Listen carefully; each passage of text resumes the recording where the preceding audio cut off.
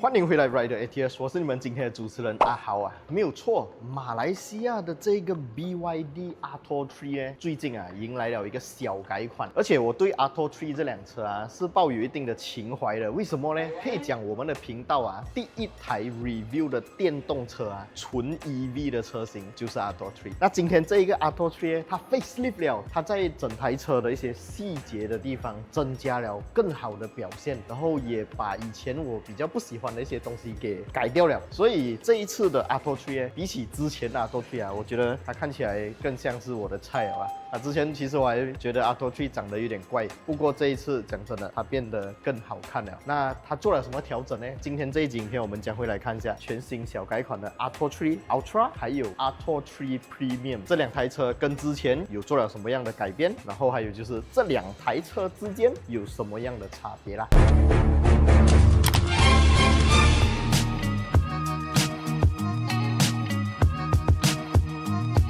各位做老板的朋友们相信你们最怕的就是员工把你们的公司车开出去外面，不要好好做工。所以今天呢，70迈就带来了一个全新革命性产品，可以完美的解决这个问题，就是来自70迈的 T400 3 Channel 3颗镜头的 Dashcam。它是一个1440p 前方拍摄镜头跟后方拍摄镜头，拍摄出来的画面都是相对干净，就算我们把前方车辆的车牌拿来放大看，都是非常清晰的。它的这个硬件是用上了f1.55 的大光圈 sensor， 当然往车内拍摄的呢，也是有这个红外镜头的加持3颗镜头呢是可以实现全方位的防护除此之外，这一次的机身呢也是搭载超级电容电池它的耐温度范围呢零下30度到70度高温充放次数高达50万次。当然70迈一贯的24小时监控啦、G sensor 啦，还有它的全球5大卫星定位技术都下放到这一台 T400 上面了。看到这里，有兴趣的朋友们赶紧点击影片左下角这个格子呢，就可以传送到70迈的 Shopee 官方网店，在那边就可以查看价钱了啦。那现在就让我们回到今天的主要内容吧 ，Let's go。OK， 我们先来讲一下这个 Ultra 版本的 Atto 3。Ultra 版本的这一台车呢，在打开 bonnet 的时候就不会有一个前备箱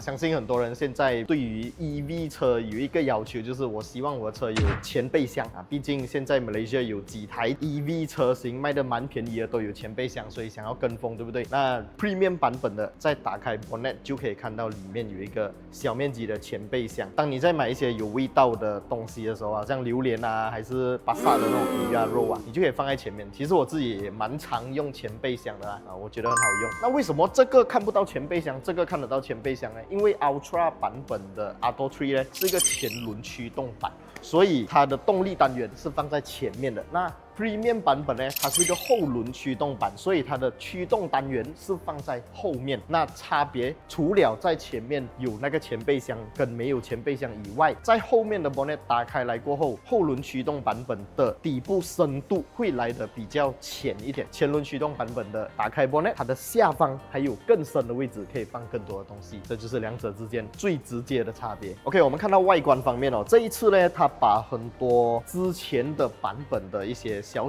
细节做了一些调整，包括车头灯里面本来有一些蓝色的框框那些线条，这一次他们走着一个极简的设计方案，所以把那些蓝色的东西全部移除掉了。然后 bumper 的 design 方面也更加符合现代人的一个审美更加 sporty。然后前轮驱动版本呢，就是 Ultra 版本，它的 Sport Rim 是这种真的是看起来很像 Sport Rim 这样很 sport 的感觉。轮胎搭配的是一个来自 Continental 的 Eco Contex 6Q 这个轮胎是一个属于比较入门级的 SUV 轮胎。那如果是这个 Premium 版本后轮驱动版本呢，它的 Sport Rim 就不太 sport 了，看起来比较你懂吗？就是那个比较普通啦，就很普通。明明它是一个比较高一点的版本，也比较贵，可是这个 Sport Rim 就有点奇怪啦。不过如果是我买的话，我应该会换掉啦。不过这样子的 Sport Rim 它有一个好处，就是它有更低的风阻系数，车在行驶的时候它会减少这个乱流所以有它的原因啦。胎压方面用的是 Eco Contact 7，也是来自 Continental 的轮胎这个轮胎也是属于一个中等阶级的一个 SUV 轮胎啦。外观方面，两台车没有什么差别，但是跟之前的版本有一个差别，我觉觉得很明显啊。然后我自己也个人比较喜欢新版本的，就是在这个 ABCD 柱的位置啊，本来有那个 McLaren 的 logo 的那个一个大大个的饰板，从原本之前的银色饰板换成黑色的饰板过后，现在换成一个更加流线型、更加好看的一个玻璃，还有一个 plastic。我觉得这样子没有这样花里胡哨啦 ，less is more， 很好看。Spoiler 方面，我们可以看到从原本的小 spoiler 它放大了，变大了一点点。然后第三盏 brake 灯也变成这种比较跑车型的 design， 跑风十足，更加年轻化一点。然后在后面的 bumper 也是变成了这种比较符合现代人审美的这种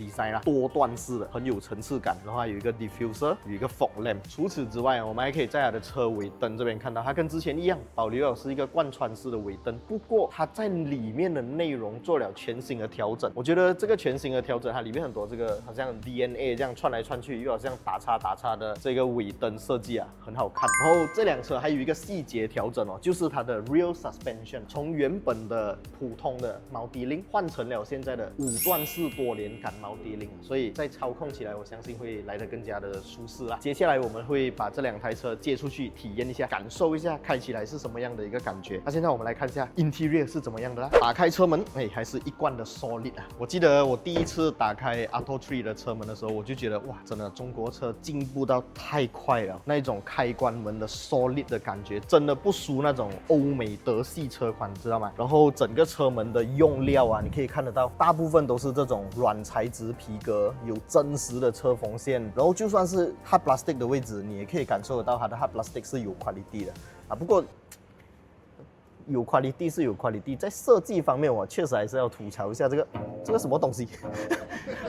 从第一代的 ATO3 到现在 facelift， 我还是觉得很奇怪啦，这个东西不过设计方面的东西真的是各花入各眼了啊。我个人就不太喜欢这样子的一大线啊，你们觉得怎么样？留言区打上来一起讨论啊！坐进这辆车，第一个感受跟之前一样，椅子很好坐，包覆性很好。OK， 包覆性很好这个东西呢是怎样讲？就是你坐在这个椅子上面，你不会感觉好像坐在一个平的板凳上面啊。现在有很多车为了让车内空间放大，它就会把那个椅子尽量的把它变成好像很简化，平一片板凳的感觉。这个还有腰托，我可以感受得到我的腰有这个托着的感觉，然后旁边的这个小翅膀还可以很好的把我抓住。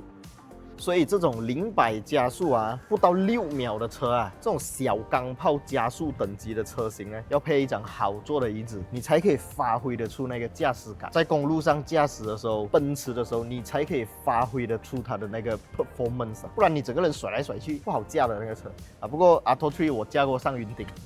好车来的。在中控荧幕方面，这一次放大了，很高清的荧幕，滑起来非常的丝滑，好像一个 iPad 这样，你懂那种 iPad 的手感吗？就是在那边一模一样。前面的 speedometer 也是放大了，现在变成8.8寸，可以装更多的内容，而且字体也变大了，可以看得更加清楚啊。不过还是要讲，我个人比较不喜欢的地方就是在于 design。这个 dashboard 虽然它大面积都是软材质，有真实的车缝线啊，不过这个设计我看起来还是很别扭啊，它就是有很多凹凸，然后尤其是冷气出风口，也许不是我的菜啦。不过讲到冷气出风口，它前方这边还有一个50瓦的无线快充板，而且还有一个冷气出风口是用来吹你的手机的。我们都懂，如果用 wireless charging 啊，手机会发烫嘛，所以它有这个出风口来吹手机，让它降温。这一点确实是有花心思，做得很好。全景大天窗依然少不了，然后全黑的 A 柱、B 柱、C 柱，还有车顶吊布，会让这辆车看起来更加的有跑风啊。尤其比起马来西亚第一代的 ATO3， 它的 interior 是蓝色这样啊，这个全黑搭配色雾银色的这个 dashboard 看起来真的顺眼很多。而且新款的 steering wheel 跟 ATO2 还有 C6 一模一样，也很顺眼，很好看。我们来看一下后座怎么样。一个汽车制造厂商啊，有没有看 budget 啊？你看它的后门就知道了，好像 ATO3 这辆车它的后门跟前门的 material 摸起来几乎是一模一样的，你不会看到它在后门上面看 budget 啊，就连这个吉他线在后门一样有保留啊。然后后座的乘坐体验，它的椅背倾斜角度是没有的做到调整，没有的做到2段式或3段式的倾斜调整。不过它现在的这个椅背倾斜角度是挺好做的，缺点也不是没有哦，就是中间有蛮大的一个隆起，所以如果这辆车坐4个人肯定没问题，坐5个人的话中间呢就会有一点顶背啊。不过其实还好啦，我觉得小只一点的坐中间肯定没有问题。后座有冷气出风口啦，有 USB Type A 一个 ，USB Type C 一个，后面椅子有 pocket。这个全新 facelift 的 Atto 3呢，现在在马来西亚已经发布了啦。价钱方面，如果是 Ultra 版本，也就是这个 Front Wheel Drive 版本呢，它的价钱是125800块起跳。那这个 Premium 版本的价格呢是138800块，首500名这个 Facelift 版本 Atto 3的车主呢，将可以享有1万块钱的 Early Bird Discount， 直接扣1万块。所以这辆车算到来才11万多罢了，11万多，最直接的竞争对手有谁？EMAS7。EMAS7 跟 BYD 的 Atto 3，你们会怎样选择？都可以在影片下方留言区打上来，我们一起讨论。那如果你给我选的话啦，我觉得扣了那个 Early Bird 12万多，买这个 Premium 版本真的很值得，因为我们驾电动车最重要的一个东西就是电池容量要够大，而且这一次的全新电池架构是这个 800V 架构，它可以支持高达220 kWh 的这个充电速度，所以从18% charge 到80% 只需要20多分钟罢了。而且充满电这辆车 WLTP 可以行驶超过500 km， 比我的20万的 Tesla 还要多，所以我觉得这辆车在12万、13万这样子的价位，可以做到这样子的续航里程，真的是很 good。当然要拼内饰质感的话，讲真的，它完全不输刚刚我讲的 EMAS7。当然，它也肯定赢 Tesla Model Y， 因为 Model Y 的 interior 真的是太普通了 ，simple 到很多人就根本看都不想看。所以如果你们有兴趣想要了解 Atto 3前轮版本跟后轮驱动版本的话，都非常欢迎到 The Brow 这里的 BYD showroom， 这里有很多非常专业的 SA， 你们都可以跟他们寻求更多优惠详情。那如果想要买到这两台车的话，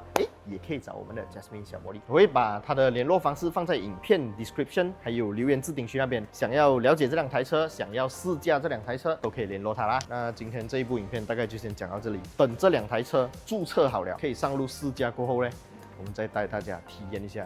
全新小改款的 BYD Atto 3，看一下会为我们带来什么样的惊喜啦。OK， 喜欢我们的影片，不要忘记订阅、按赞，还有分享出去，小铃铛要跟它丢下去。我是阿豪，我们下一部影片再见 ，Goodbye。Real stats, real speed, real grip on the line.